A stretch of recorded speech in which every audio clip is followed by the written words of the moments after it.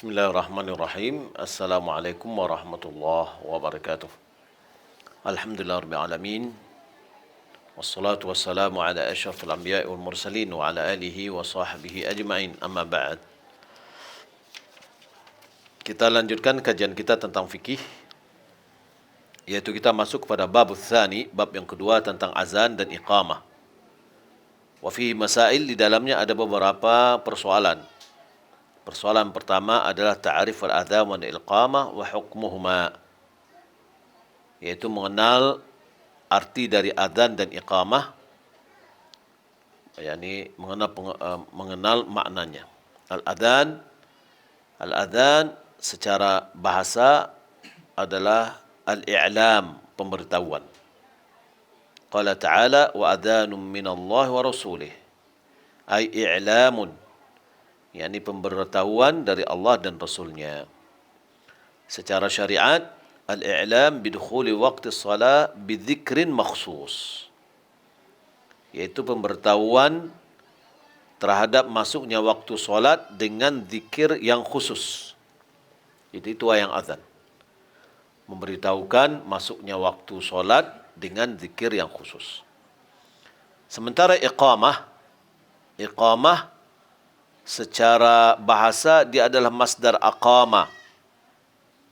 Aqama bentuk masdar, bentuk dasar dari aqama. Hakikatnya iqamatul qa'id, berdirinya orang duduk. Iqamah mendirikan orang yang duduk. Aqama yaitu mendirikan, membangunkan. Berarti maknanya adalah membangunkan orang yang duduk. Secara syariat, al-i'lam biqiyami ila salati bidzikr makhsusin warada bihi syari', yaitu pemberitahuan berdiri menuju solat. Pemberitahuan untuk berdiri menuju solat dengan zikir yang khusus yang bersumber dari syariat. Jadi pemberitahuan untuk berdirinya atau menuju kepada solat, untuk menegakkan solat. Hukumnya adzan dan iqamat disyariatkan pada laki-laki untuk solat 5 waktu. Ya, duna ghairiha, tidak untuk solat-solat yang lain. Jadi adzan dan iqamat itu hanya untuk solat 5 waktu, tidak solat yang lain. Wahuma min furudil kifayat, dia termasuk fardu kifayah. Keduanya termasuk fardu kifayah. Idza qama bihima may yakfi saqatal ithmu anil baqin. Siapa yang telah mengerjakannya atau menunaikannya, orang yang cukup pelaksanaannya, maka gugurlah dosa dari yang lain. Li'annahuma min sya'airil islamil zahirah, fala yajuzu ta'tiluhuma. Adzan dan iqamat itu dari syiar-syiar Islam yang tampak, maka tidak boleh menghilangkannya. Tidak boleh menghilangkannya. Jadi kalau kita lihat beda antara adzan dan iqamat, adzan adalah memberitahukan masuk waktu. Kemudian juga otomatis pada saat yang sama, pada waktu yang sama adalah memanggil orang yang jauh. Ya, memanggil orang yang jauh untuk datang sholat. Makanya memanggilnya 2 kali. Karena mereka jauh. Sementara iqamat adalah memberitahukan bagi yang sudah hadir. Ya, memberitahukan bagi orang yang sudah hadir untuk segera menegakkan solat. Membangunkan orang yang duduk menunggu solat untuk mengerjakan solat. Karena mereka sudah hadir, maka kita hanya memanggilnya sekali-sekali. Kemudian tidak perlu mik di luar, ya, karena untuk memanggil orang yang ada dalam. Adapun adzan diperlukan mik di luar. Persoalan yang kedua, syarat sahnya adzan dan iqamat. Adzan dan iqamat itu sah jika dilakukan oleh orang-orang berikut ini. Yang pertama, Islam. Maka tidaklah sah dari orang kafir. Jadi kalau orang kafir adzan atau iqamat tidak sah. Yang kedua, berakal. Maksud berakal itu sehat akalnya. Maka tidaklah sah dari orang yang gila, tidak juga dari orang yang mabuk, tidak juga dari orang yang belum mumayyiz dari anak-anak. Dia hukumnya kasairil ibadat. Dia sama dengan hukum ibadah-ibadah yang lain. Di mana ibadah yang lain dituntut adanya akal. Yang ketiga, dzukuriyah, yaitu laki-laki. Fala yasihani minal mar'ati lil fitnati bisautiha. Tidaklah adzan iqamat itu, adzan dan iqamat sah dari wanita karena terfitnahnya dengan suaranya. Wala minal khuntha li'adam al-ilmi biqaunihi dzakaran. Tidak juga dari banci karena tidak diketahui keberadaannya laki-laki. Katakan laki-laki, dia bersifat perempuan. Ya. Yang keempat, ayakun al-adzan fi waqti salah. Adalah azan itu pada waktu solat. Maksudnya apa? Azan ketika waktu solat sudah masuk. Fala yasihu qabla dukhuli waqtiha. Tidak boleh dilakukan sebelum waktunya masuk. Sebelum masuk waktu. Ghaira adhani al-awwali lil fajri wal jum'ah. Kecuali azan pertama bagi solat subuh, solat fajar dan solat Jumat. Di mana solat subuh dilakukan fayajuz waqtu qabla al-waqti. Dibolehkan sebelum waktu. Ya. Untuk apa gunanya? Untuk mengingatkan orang saja. Ya, mengingatkan orang. Bilal adzan di waktu malam untuk mengingatkan orang yang tidur agar bangun, orang yang bangun, yang sudah lama bangun untuk beristirahat, memberitahukan bagi orang yang mau berpuasa dia boleh makan dan minum. Sebelum subuh, sebelum Jumat di zamannya Uthman bin Affan dilaksanakan agar mengingatkan kedekatan waktu solat Jumat. Ya, dia tidak pas masuk waktu, tidak, tapi sebelum waktu, setengah jam atau 1 jam, untuk mengingatkan bagi orang yang sibuk dengan dunianya untuk berhenti dan mempersiapkan diri menuju ke solat Jumat. Wa an takuna al-iqamatu 'inda iradatil qiyam lis-shalah. Dan iqamat dikumandangkan ketika ingin menegakkan solat. Ya. Jadi boleh berjarak antara azan dan iqamat. Boleh. Tapi antara iqamat dengan solat tidak boleh berjarak jauh. Ya, tidak boleh berjarak jauh. Yang kelima, ayakunal adzan murattaban mutawalian. Hendaklah azan itu tertib dan berkesinambungan, berkelanjutan. Kama waradat bihi sunnah. Kama waradat bidzalika sunnah. Sebagaimana yang telah dicantumkan dalam sunnah. Wa kadzalika al-iqamah. Begitu juga qamat. Wa sayati bayanu fil kalami ala sifatil adzan wal iqamah. Akan ada penjelasan nanti ketika menjelaskan tata cara pelaksanaan adzan dan iqamat.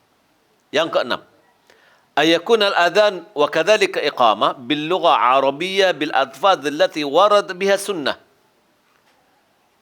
Dalam azan dan iqamat itu dengan bahasa Arab sesuai dengan lafaz-lafaz yang tercantum di dalam sunnah. Jadi tidak boleh dibahasakan selain dari bahasa Arab. Dulu katanya waktu zaman Kamal Atatürk di Turki, adzannya berubah menjadi bahasa Turki. Ya, maka itu tidak boleh. Karena adzan adalah bagian dari zikir, lafaz yang telah diajarkan dan tidak boleh kita menggantinya.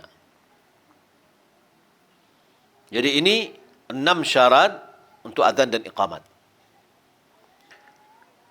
Persoalan yang ketiga, sifat mustahabba lil muadzin. Hal-hal yang dianjurkan atau kriteria yang dianjurkan atau yang kalau dapat bagi seorang muadzin itu memiliki sifat berikut ini. Dianjurkan bagi seorang muadzin untuk memiliki sifat berikut ini. Yang pertama, yakuna adlan amina. Adalah dia adalah orang yang adil, maksud di sini adalah orang yang soleh dan aminan, orang yang terpercaya. Li'annahu mu'tamanun, karena dia adalah orang yang diamanati. Yurja'u ilaihi fi sholati wassiyam. Dia dipercayai sebagai rujukan di dalam solat dan puasa. Fala ya'manu an yughirrahum bi'adhanihi idza lam yakun kadzalik. Ya, kalau tidak seperti itu, maka tidak ada rasa jaminan ya muadzin ini menipu kaum muslimin dengan azannya. Jadi maksudnya apa? Belum lagi maghrib dia sudah azan. Akhirnya orang apa? Berbuka sebelum waktunya. Atau dia azan setelah lama masuk waktu subuh baru dia azan. Akhirnya orang tertipu. Ya, dianggap belum azan, maka mereka makan aja, ternyata sudah terbit fajar. Berarti di situ tidak ada amanahnya. Maka orang yang azan dan iqamat ini, orang yang azan harus orang yang soleh, yang takut kepada Allah dan orang yang terpercaya.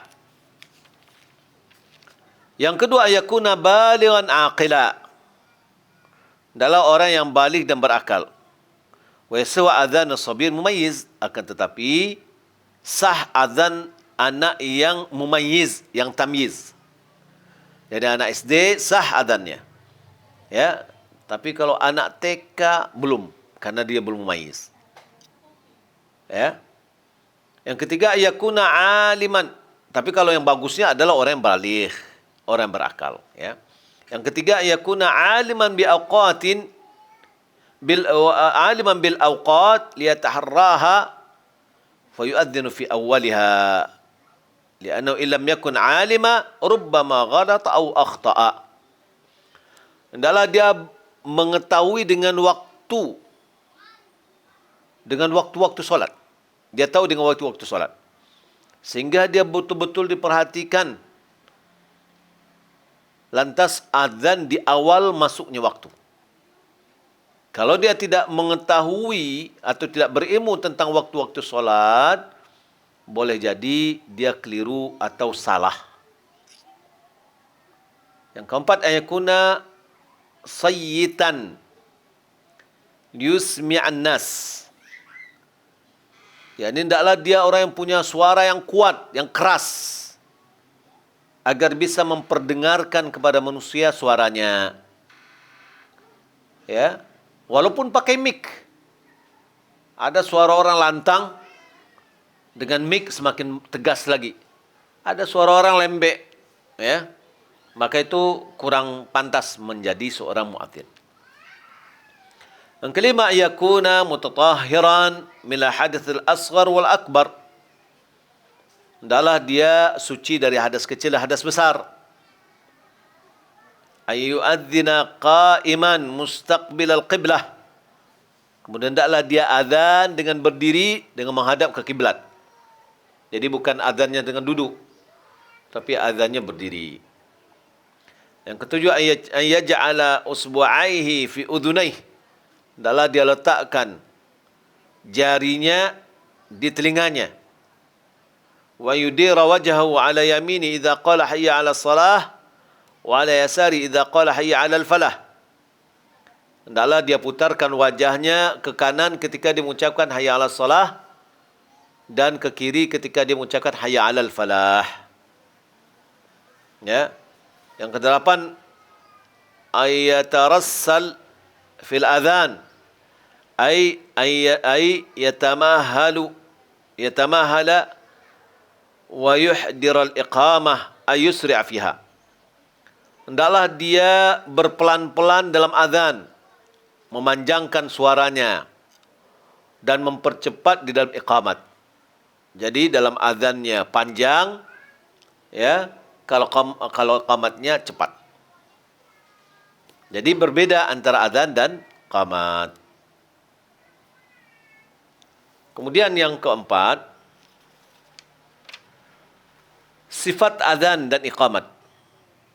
Bentuk azan dan iqamat. Kaifiatul azan dan iqamat, tata cara azan dan iqamat, walahuma kaifiyat waradat biha an-nusus an-nabawiyyah wa minha jaa hadits Abi Mahdhurah. Ada beberapa bentuk tata cara azan dan iqamat, ya. Di antaranya ada yang hadis Abi Mahdhurah. Anna Nabi sallallahu alaihi wasallam 'allamahu al-adhan bi nafsihi. Bahwasanya Nabi sallallahu alaihi wasallam mengajarkan azan langsung diajarkan oleh Nabi kepada Abi Mahdhurah. Faqala taqulu Allahu akbar, Allahu akbar, Allahu akbar, Allahu akbar. Berapa kali itu? 4 kali, ya. Bisa juga Allahu akbar, Allahu akbar, Allahu akbar, Allahu akbar. Kemudian asyhadu an la ilaha illallah, asyhadu an la ilaha illallah, asyhadu anna Muhammadar Rasulullah, asyhadu anna Muhammadar Rasulullah. Hayya 'ala shalah, hayya 'ala shalah, hayya 'ala al-falah, hayya 'ala al-falah. Allahu akbar, Allahu akbar, la ilaha illallah. Itu azan yang sudah kita ketahui, ya, secara umum seperti itu. Adapun tata cara azan, iqamat. Allahu akbar, Allahu akbar, asyhadu an la ilaha illallah, asyhadu anna Muhammadar Rasulullah. Tidak pakai wa, ya. Kita mendengar ada orang qamat asyhadu an la ilaha illallah wa asyhadu anna Muhammadar Rasulullah. Itu salah. Karena tidak ada pakai waw. Ya, asyhadu an la ilaha illallah, asyhadu anna Muhammadar Rasulullah. Ya, seperti apa di azan, seperti itu hanya saja di iqamat, ya, hanya baca sekali. Hayya 'alas shalah, hayya 'alal falah, qad qamatis shalah, qad qamatis shalah. Itu 2 kali. Allahu akbar, Allahu akbar, la ilaha illallah. Apa arti qad qamatis shalah? Sungguh telah ditegakkan solat. Maksudnya alah dakik mana liha katakan solat. Gitu. Ya. Jadi kalau orang Arab menunjukkan sebuah perbuatan yang dekat lagi mau berangkat, dekat lagi mau dilakukan, maka diucapkan dengan fi'il madhi. Ya. Qad qamatis shalah, qad qamatis shalah, ya. Sama dengan gini, ketika kita misalkan mau berangkat, payu alai. Bahasa Arabnya, masyaina. Gitu ya. Jadi dalam fi'il madhi, ya, itu menunjukkan bahwa awak kabarangke di mana leha, gitu. Ya. Jadi qad qamatis shalah dalam bentuk fi'il madhi, tapi dia belum terlaksana. Ini menunjukkan bahwa perbuatan yang betul-betul sudah mendekat. Li hadis Anas, berdasarkan hadis Anas, annahu qala amara Bilalun an yushaffi'a al-adhan wa an yutir al-iqamah illa al-iqamah. Anas bin Malik radhiyallahu taala anhu, dia mengatakan Bilal menyuruh untuk menggandakan azan dan mengganjilkan iqamat kecuali iqamah. Menggandakan atau menggenapkan azan berarti dua-dua. Allahu akbar, Allahu akbar, Allahu akbar, Allahu akbar. Asyhadu an la ilaha illallah, asyhadu an la ilaha illallah, begitu seterusnya. Yutirul iqamah, mewitirkan, yakni mengganjilkan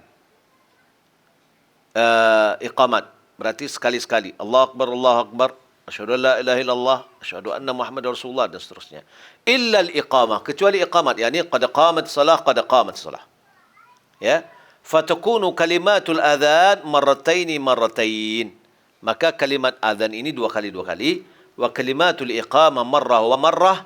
Kalimat kata-kata dari iqamat sekali-sekali. Illa fi qawlihi, kecuali dalam perkataannya qad qamatis salah. Fatakunu marratain. Qad qamatis salah itu dua kali.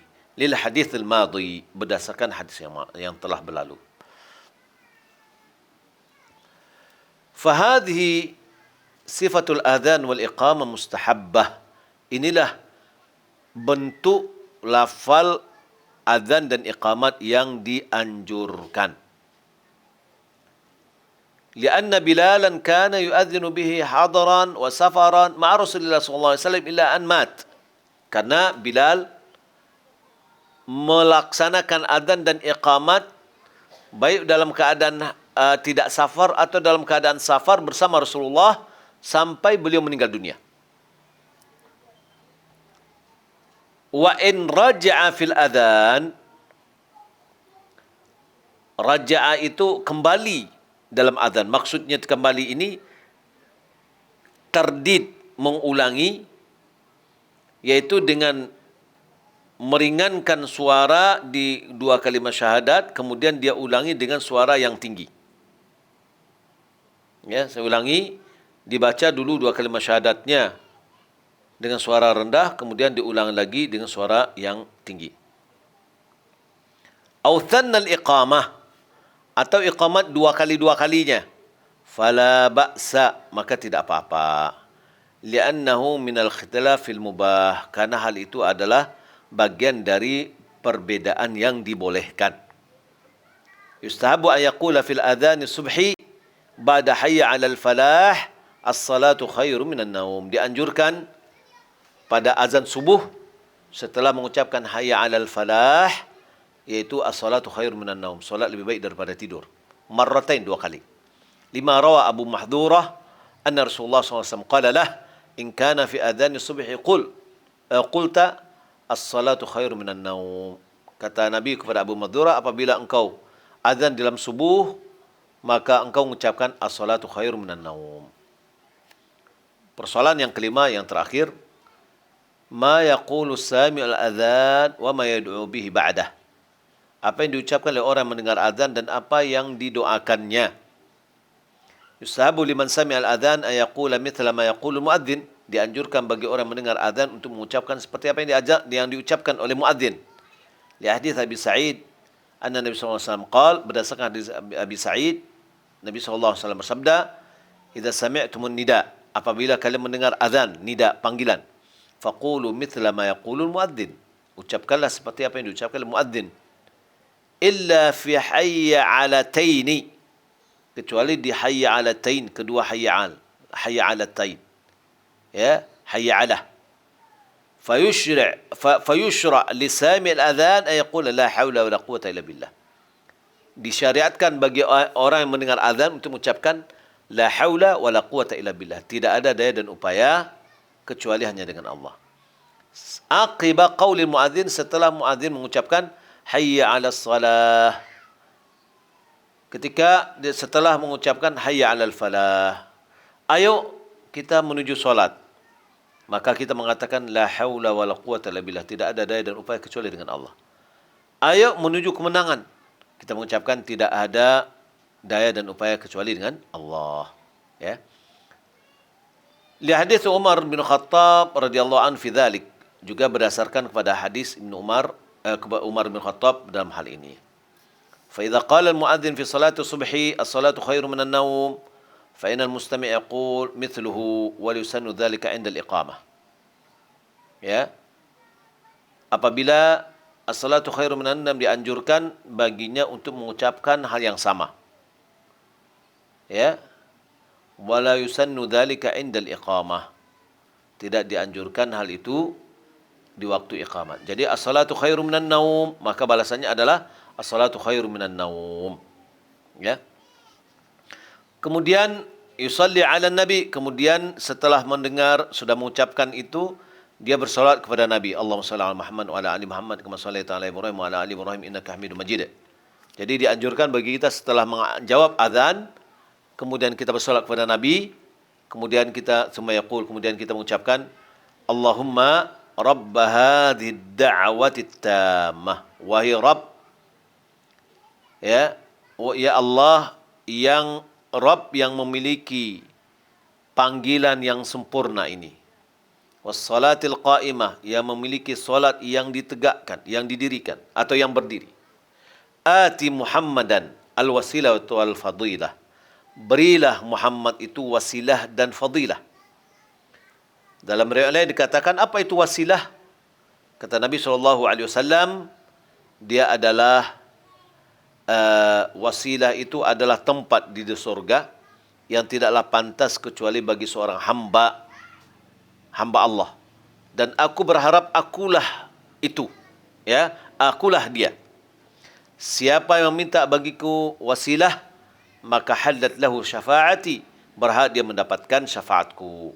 Jadi ketika kita memohon kepada Allah, ati Muhammadan al-wasilah wal fadilah, berikanlah kepada Muhammad itu tempat yang ada di surga tersebut dan keutamaan. Wa ba'athu maqaman mahmudan alladhi wa'adtah, bangkitkanlah dia di tempat yang terpuji yang telah engkau janjikan.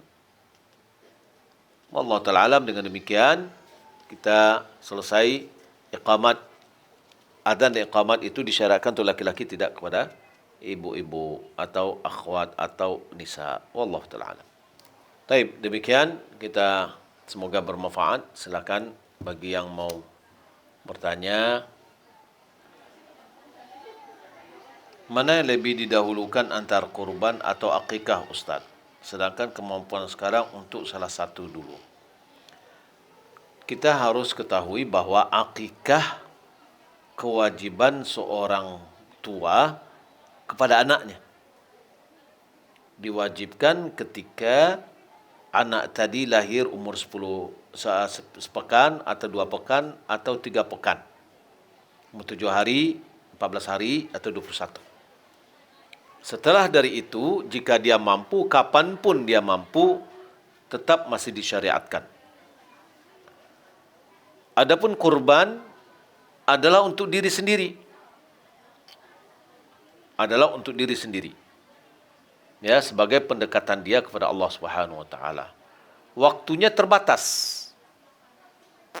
Ya, waktunya terbatas. Jadi waktunya terbatas, maka juga sepengetahuan saya tidak ada hubungan kaitan antara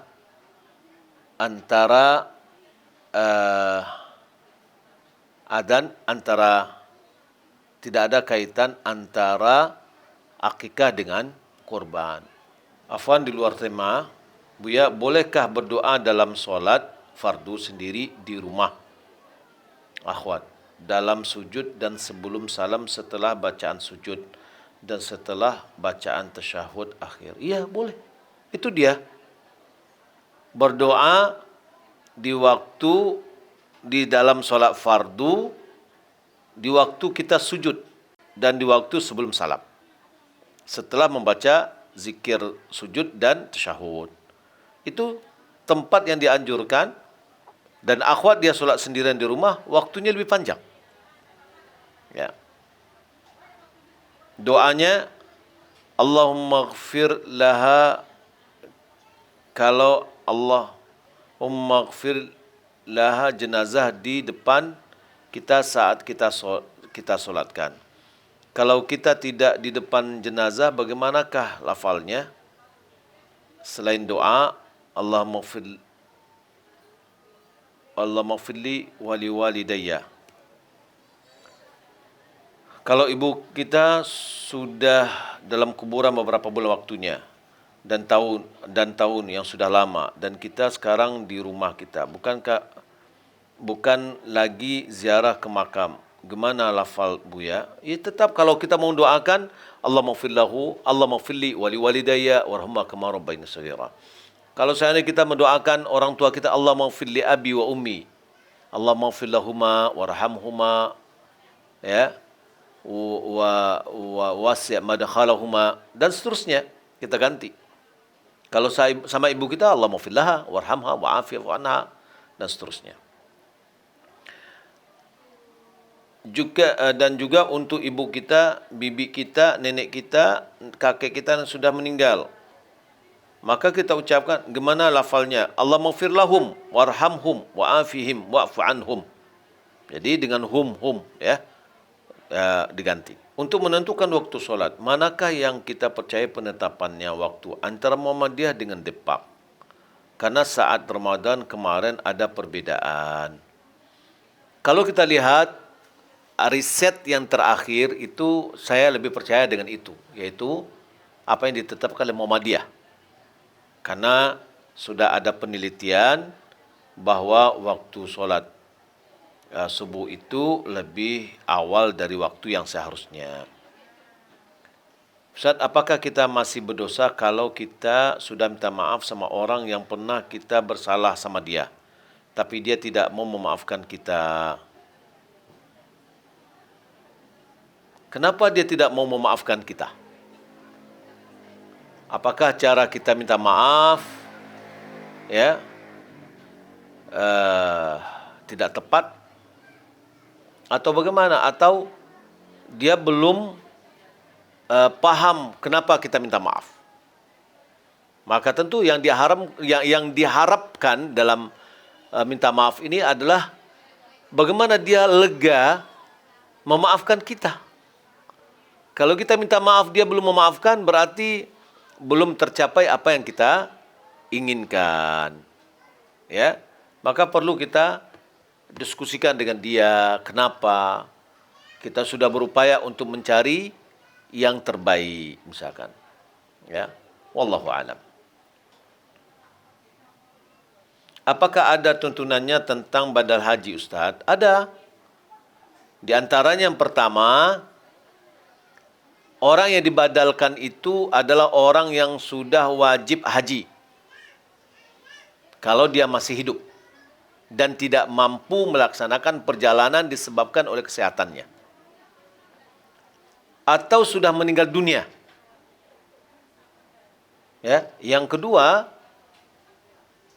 yang melaksanakan haji itu sudah harus haji dulu. Kalau belum haji, belum bisa dia membadalkan haji orang lain. Wallahu a'lam. Jika memakai cadar hanya di kajian dan tahsin saja, tetapi di lingkungan rumah dan di rumah mertua anak enggak pakai cadar, apakah ini termasuk dibolehkan, Ustaz?